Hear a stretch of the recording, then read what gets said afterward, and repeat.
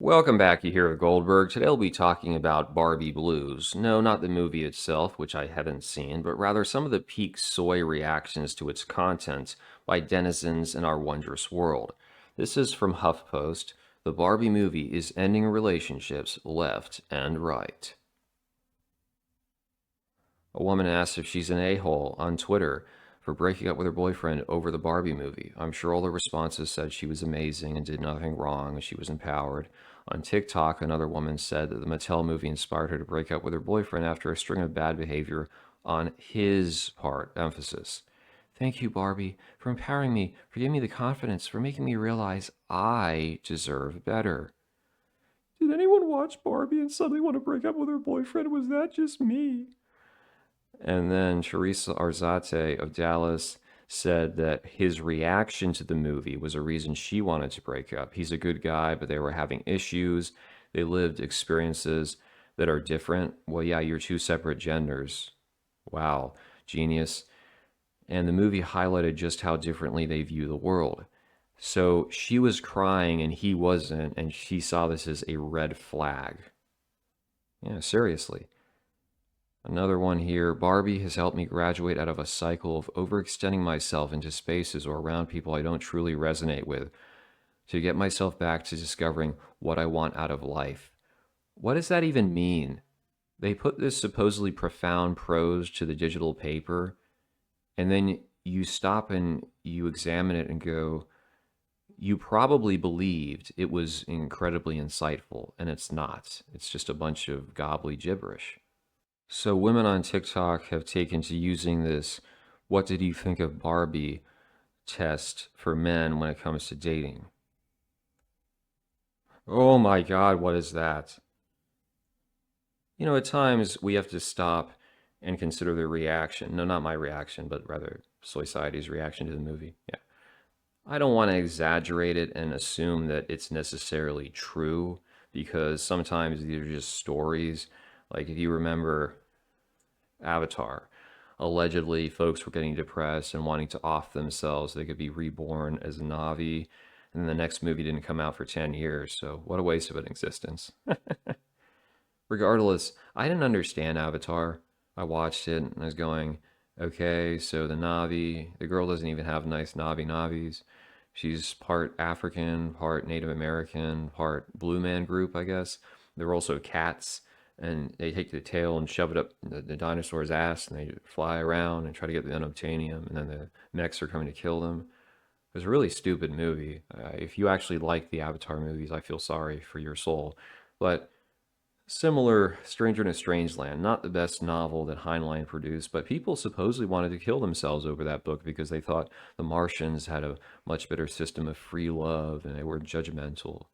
Or The Catcher in the Rye Cell, Love in the Time of Kohlrabi. It's this revolutionary concept that human beings have sexual desires and aren't always locked in the bounds of matrimony. Woohoo! Wow.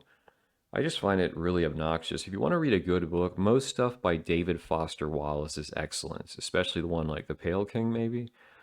Brilliant satire of what it is to be working in the federal government bureaucracy. So, highly recommended.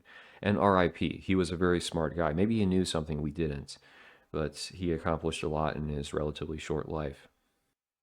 But it really feathers the question, if these chicks hadn't been introduced to the Barbie movie until 2028 or 2033, would they have remained blissfully unaware in a quote unquote toxic relationship because Greta Gerwig wasn't there to slap them on the ass and say, be a good feminist, go girl?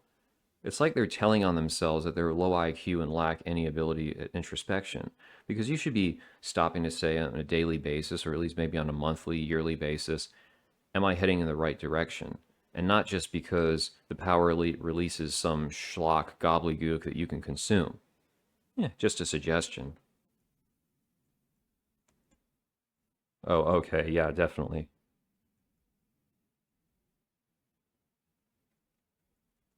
Yeah, I'm going to have to go ahead and disagree with your face there. Not to be conceited or anything like that, but I don't find any of these women attractive. They wouldn't get a reaction out of me. Maybe this one slightly, but it isn't saying much. And what can we summarize them as? Average women, average femcells, quietly and anonymously making your dating life a hellish place. But truthfully, if these average ass bottom shelf Beckies are the ones that can make such a momentous decision as far as ending a relationship that might have been going on for a number of years over a movie, what does that say about our world? I mean, it is sad that you would even come to that conclusion over a Hollywood picture, but still, that's a brutal wake up call for a lot of guys. If these sorts of chicks are so prepared to essentially jettison something that they've been engaged with for a long time because of this Margot Robbie movie. And this brings me to a phenomenon which is larger in scope as far as society is concerned, where women can perpetually be the hero and the victim of their own saga. And most people aren't going to question them aside from misogynists on the internet.com. Because I've noticed whether they're in real life or on dating apps, so many will claim they just got out of a insert number of years toxic abusive relationship. And the way it stands, you think almost every guy is a toxic abuser. But how exactly? And why did you stay with that guy for 5 or 6, 7 years if he was a toxic abuser? It's almost as though they want to have a justification for the next guy they're talking to. Why this period of your life? It's like a gap on your resume. Oh, I had no control. I was being victimized by him. He was manipulating my mind. Really? So you remain with this individual, blowing him for how many months, how many years, simply because he was a toxic abuser? No, you probably found it appealing. You were turned on, and that's why you remained. And the idea that they can't escape the abuse is another one that I think is ridiculous because you can puddle jump to another state, you can be a passport gal, you can, in a blue state at least, petition the courts to change your name if you fear for your life because of an abuser. You could go ahead and abaya max and hijabi max. You can call up the cops and say, my white supremacist boyfriend is abusing me. Oh, blam blam. You don't have to worry about him no more. Uh, this is the reality. You are not stuck in the Western world, maybe in some Indian or Iranian village, but you're not locked down in the Western world. There are means you can take to protect yourself. You can get a freaking concealed carry permit. So in reality, it's just that. They were probably dating a guy who turned them on, even though he didn't necessarily have the best long term features, or they were dating a normal guy, but they wanted to monkey branch and they want to justify why they stayed that period of time. So the whole abuse thing, I just don't take it really seriously. There are legitimate cases, but it's not most of the ones you hear. The middle class woman, no, usually that's not the one being abused. It's like a very poor individual who's trapped because of socioeconomic circumstances, because of their own lack of knowledge. It's not the bulk of the ones that you're going to come across if you are going out and dating. Then you have the complaint of someone being a love bomber. Now, when I first heard about this, I thought it was a term of endearment, but apparently it's one who actually has ulterior motives. So he says, I love you a lot, and he's passionate and he's romantic because he has plans. He's trying to manipulate you. Now, on the flip side, if a guy is more stoic, because that's how you actually protect yourself in a relationship from being seen as too needy or emotional or a love bomber, then they'll say, oh, he's so distant. He's not opening up. He's not vulnerable. He's not sharing his emotions. Sharing your emotions is basically giving them a knife to where they can cut off your balls. That's literally all that it is. So you see at every point, there's some flaw, there's some issue, there's some matter that is insurmountable. And this will be used as the basis to say, I escaped that. So she was the victim, but now she's the hero that's EASing. And of course, the next simp will say, you're so strong. I'm so proud of you for being able to free yourself from that dungeon, when in reality, she was looking for any excuse possible.